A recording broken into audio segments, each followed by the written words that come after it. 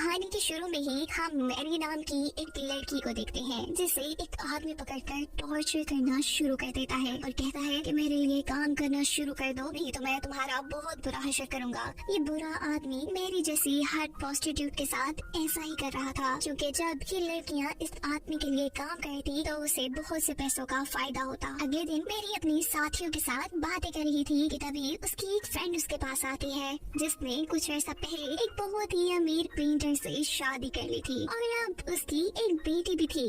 वो मैरी को एक दिन के लिए अपनी बेटी का ख्याल रखने को कहती है, क्योंकि उसे ये वक्त अपने हस्बैंड के साथ गुजारना था। मैरी अपनी दोस्त से कहती है, इस नन्ही परी का तो मैं अपने से ज्यादा ख्याल रख सकती हूँ, पर देखो प्रॉब्लम वो आदमी है जो हमारे पीछे पड़ा हुआ है कि हम उसके लिए काम करें, हमें उससे खतरा है और ऐसे में मैं बच्चे का ख्याल कैसे रखूं। तब मैरी की दोस्त प्रॉब्लम दूर करने के लिए अपने हस्बैंड से कुछ पैसे लेकर उन्हें देने की ऑफर करती है, जिसे वो बुरे आदमी को देकर उनसे अपनी जान छुड़वा सकती थी। ये बात सुनकर मैरी खुश होने के साथ उसकी बेटी का ख्याल रखने को भी मान जाती है। पर कुछ ही देर में हम देखते हैं कि मैरी की नजरों के सामने ही कुछ लोग उसकी दोस्त और उसके हस्बैंड को जबरदस्ती अपने साथ पकड़कर ले जा चुके थे। बेचारी मैरी परेशान हो जाती है, क्योंकि उसके पास उनकी बेटी थी जिसे फीड करवाने तक के भी मैरी के पास पैसे नहीं थे और अब रात भी हो चुकी थी। मैरी के साथ ही अब उसे बच्ची का ख्याल रखने को कहते हुए खुद पैसों का इंतजाम करने के लिए बाहर निकलती है। पर रास्ते में अचानक ही कुछ लोग उसे पकड़कर पूरी तरह उसका गला काटकर उसका मर्डर कर देते हैं। सिर्फ यही नहीं, उन दरिंदों ने उसकी बॉडी के सारे ऑर्गन्स भी निकाल लिए थे। पुलिस यहाँ आती है, पर जब उन्हें केस समझ नहीं आता तो इस मर्डर की इन्वेस्टिगेशन का काम इंस्पेक्टर फ्रेडरिक को देने का सोचा जाता है, जो कि अपनी सिक्स सेंस और फ्यूचर की हल्की सी झलक देखने वाली पावर की वजह से क्राइम सीन का पता चलाने में माहिर थे। आज उसके पास उसके साथी इंस्पेक्टर आते हैं और उसे जब वो इस अजीब तरीके से होने वाले मर्डर की कहानी बताते हैं तो वो इसकी इन्वेस्टिगेशन के लिए तैयार हो जाता है। दूसरी तरफ हमें दिखाया जाता है रॉयल फैमिली के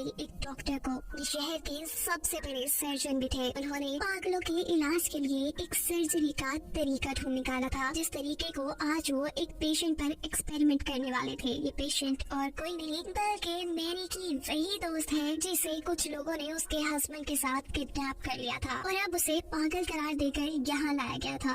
डॉक्टर उसके सर पर अपना काम शुरू कर देते हैं और यही से सीन कट होकर हमें मैरी और उसके साथियों को दिखाया जाता है, जो पिछले दिनों अपनी साथी के होने वाले मर्डर के बारे में ही बात कर रही थी। और ये लगता था कि ये काम उसी बुरे आदमी का है जो इन सब को अपने साथ काम करने के लिए मजबूर करता था। इन्होंने अभी उसे याद ही किया था कि वो दोबारा यहाँ आ जाता है और मैरी की एक साथी से उसके काम के पैसों में से आधे पैसे खींच लेता है और उसके ऐसा करने से ये लड़की उदास और परेशान होकर यहाँ से जाने लगती है। तभी रास्ते में एक आदमी उसे ग्रेप्स का लालच देकर अपनी गाड़ी में बिठा लेता है और थोड़ी ही दूर जाने पर उसका बेदर्दी से गला काट देता है और इससे पहले होने वाले मर्डर की तरह ही इस लड़की की बॉडी के भी ऑर्गन्स निकाल लिए जाते हैं।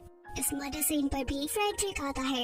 वो पहले यहाँ ग्रेप्स की डंडियों को देखता है और फिर इस लड़की को पोस्टमार्टम के लिए ले जाता है, जिससे उसे पता चलता है कि पहले इसका गला काटा गया, जिसके बाद मारने वालों ने उसकी चेस्ट पर वार किया और फिर उसका पेट काट कर उसके सारे ऑर्गन्स और उसकी सारी आंतें बाहर निकाल दी। फ्रेडरिक अब अपने सीनियर ऑफिसर के पास जाकर उन्हें बताता है कि ये किसी आम आदमी का काम नहीं बल्कि पढ़े लिखे सर्जन का काम है, क्योंकि बॉडी से ऑर्गन्स निकालने के लिए सर्जरी ब्लेड्स का इस्तेमाल हुआ है, जिसे कोई आम इंसान इतनी महारत से नहीं चला सकता। साथ ही डेड बॉडीज के पास से ग्रेप्स की डंडियों का मिलना भी ये साबित करता है कि ये काम किसी अमीर आदमी का है। ऑफिसर इस सारी कहानी को बेकार मानते हुए उल्टा फ्रेडरिक को ही डांट कर ये कहते हैं कि जल्दी इस केस को तरीके से सॉल्व करो और खत्म करो। अब अगले दिन मरने वाली लड़की का फ्यूनरल था। मैरी और उसके सभी साथी भी यहाँ आए थे। इंस्पेक्टर फ्रेडरिक भी यहाँ आते हैं। वो चाह रहे थे कि मैरी की साथियों से कुछ इन्वेस्टिगेशन की जाए, पर वो सभी उसे इग्नोर करके आगे बढ़ जाती है और मैरी से मर्डर की बात करने पर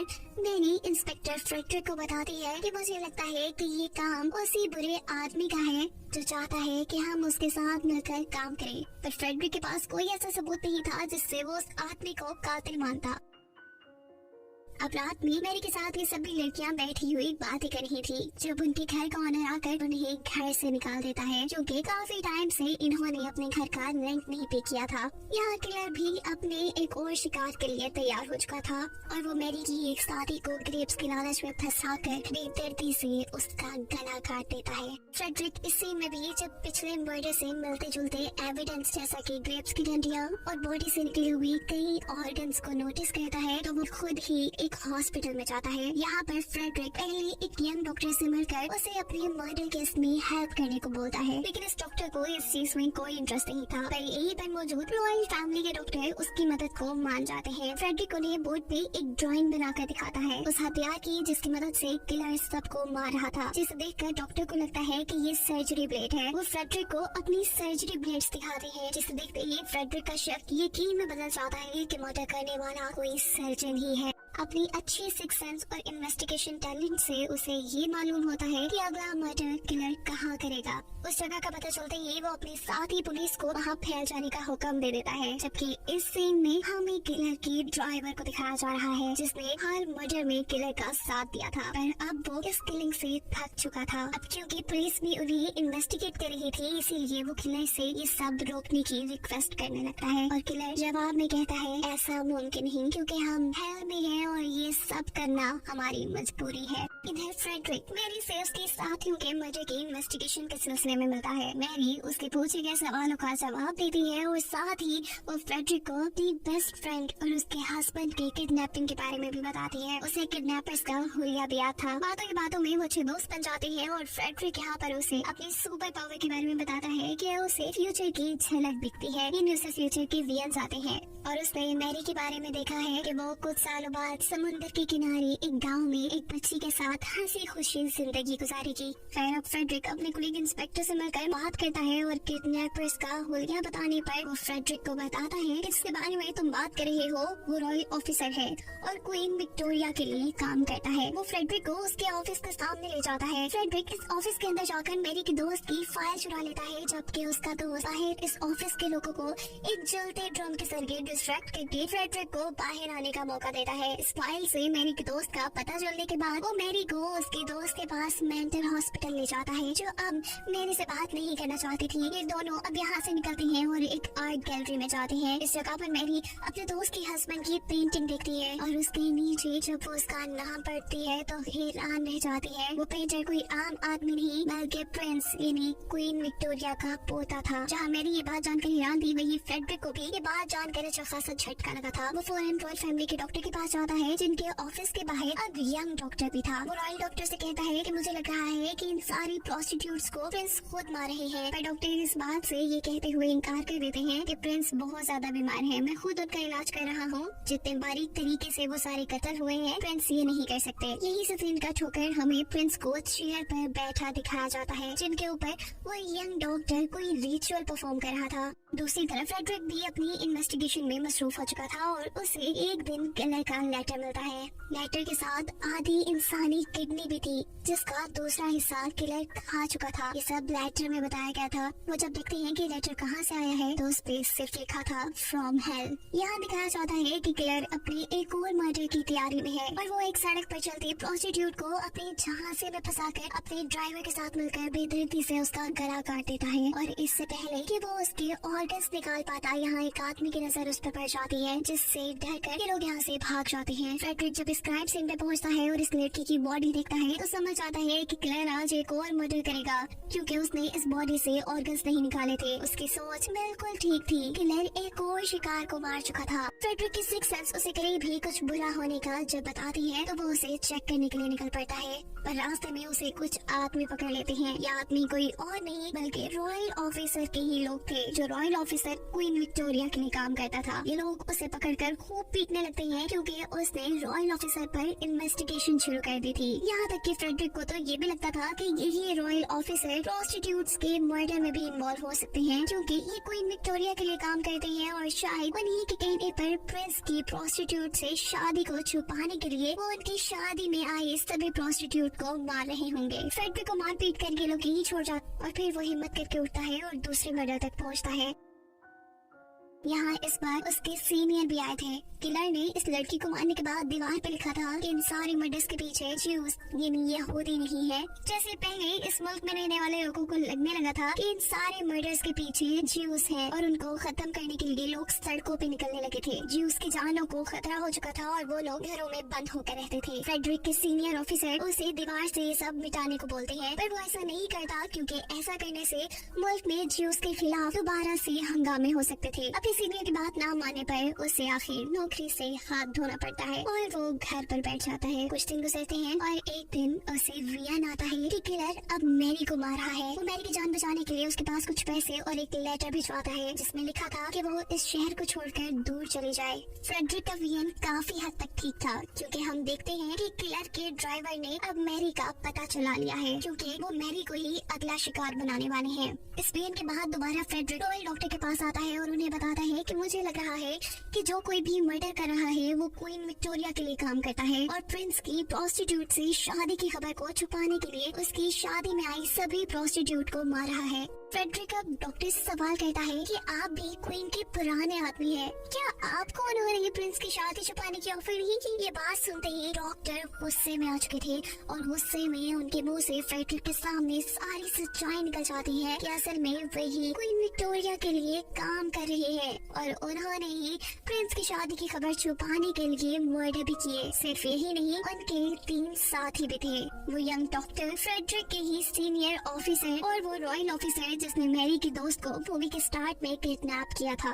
ये सब सुनते ही फ्रेडरिक उन्हें मारने के लिए अपनी गन तान लेता है, पर इससे पहले कि वो गोली चलाता डॉक्टर का दूसरा साथी पीछे से हमला करके फ्रेडरिक को बेहोश कर देता है। रॉयल डॉक्टर मैरी को कत्ल करने के लिए निकल जाते हैं जबकि बाकी सारे उनके साथी फ्रेडरिक को मारने में लग चुके थे। यंग डॉक्टर उसे मारने के लिए पॉइजन वाला इंजेक्शन भर रहा था। इससे पहले कि इंजेक्शन फ्रेडरिक को लग जाता, फ्रेडरिक बहुत हलचल मचाता है और इस सब में वो इंजेक्शन खुद ही यंग डॉक्टर को लग जाता है। रॉयल ऑफिसर चलती गाड़ी से गिर जाता है और इस सब का फायदा उठाते हुए फ्रेडरिक भी गाड़ी से निकलकर अपनी मैरी को बचाने के लिए भागता है और इससे पहले कि वो मैरी को बचाने के लिए पहुंचता, रॉयल डॉक्टर मैरी को बुरी तरीके से मार चुके थे। इस जगह पर फ्रेडरिक के सीनियर ऑफिसर भी आ गए थे। गुस्से में अपने सीनियर ऑफिसर से पूछता है कि बताए कि मुझे डॉक्टर कहाँ मिलेंगे। सीनियर ऑफिसर उसे कुछ नहीं बताते, उल्टा उसे धमकाते हैं कि अगर तुमने उल्टा सीधा कुछ भी करने की कोशिश की तो तुम्हारे साथ भी बहुत बुरा होगा। बेचारा फ्रेडरिक में जब डेड बॉडी के पास पहुंचता है तो वहाँ जाकर उसे पता चलता है कि जिस लड़की का मर्डर हुआ था वो तो मैरी थी ही नहीं। इर्द-गिर्द पता चलाने पर फ्रेडरिक को एक शॉपकीपर मैरी का एक खत देता है जिसमें लिखा था कि वो अपने गांव चली गई है, उसके साथ उसकी दोस्त की बेटी भी है और अब से उसकी जिंदगी का मकसद सिर्फ उस बच्चे को पालना है। सीन का जोकर हमें क्वीन विक्टोरिया को दिखाया जाता है जो कि लॉर्ड पर गुस्सा कर रही थी क्योंकि उन्होंने डॉक्टर को और लड़कियों को मारने का हुक्म सिर्फ इसलिए दिया था ताकि प्रिंस से प्रोस्टिट्यूट की शादी की खबर आगे न फैल पाए। लेकिन लॉर्ड और उनकी एजेंसी के कुछ लोगों ने मिलकर और लड़कियों के ऑर्गन्स निकालकर रिचुअल परफॉर्म करना शुरू कर दिए। लॉर्ड इस चीज की क्वीन विक्टोरिया से माफी मांगते हुए उन्हें बताते हैं कि क्वीन विक्टोरिया का काम भी पूरा हो चुका है। प्रिंस और प्रोस्टिट्यूट की शादी के सारे सबूत मिट चुके हैं। क्वीन ये जानकर बहुत खुश होती है और उनका शुक्रिया अदा करती है, जबकि दूसरी तरफ पुलिस डॉक्टर को भी पकड़ चुकी थी। उन्हें कोर्ट लाया जाता है पर कोर्ट में डॉक्टर अपने किए की माफी नहीं मांगते। उनके इस एक्शन से कोर्ट को लगता है कि डॉक्टर पागल हो चुके हैं और उन्हें सजा दी जाती है कि उन्हीं के निकाले हुए पागल लोगों को ठीक करने के तरीकों के एक्सपेरिमेंट अब उन्हीं पे किए जाएं। कहानी सालों आगे बढ़ती है और हमें दिखाया जाता है कि मैरी अपने दोस्त की बेटी के साथ समुद्र के किनारे एक छोटे से घर में रहती है। ये बिल्कुल वही वियन था जो फ्रेडरिक ने काफी सालों पहले मैरी के लिए देखा था और अब मूवी के पोस्ट क्रेडिट सीन में फ्रेडरिक के घर उसका कुलीग आता है उसे जगाने के लिए, लेकिन यहाँ आकर उसे पता चलता है कि फ्रेडरिक मर चुका है। फ्रेडरिक के हाथ में मौजूद वो सिक्कों से उसके कुलीग को ये पता चल चुका था कि उसने अपनी वाइफ के गम में और मैरी की याद में सुसाइड कर ली है। फ्रेडरिक का कुलीग ये सिक्के उठाकर उसकी आंखें बंद करके उसकी आंखों पे रख देता है और इस सीन के साथ ही कहानी यहाँ खत्म हो जाती है।